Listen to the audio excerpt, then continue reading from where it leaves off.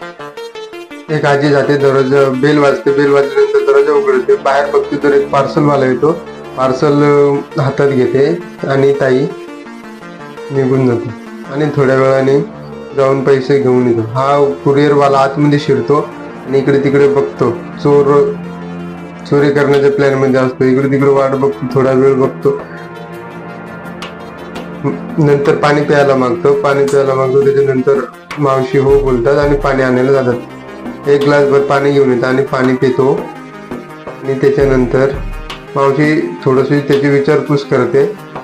त्याच्यानंतर पाणी पिऊन झाल्यानंतर तो तिच्या अंगावरती हात घालतो आणि तिचे आबरू लुटण्याचा प्रयत्न करतो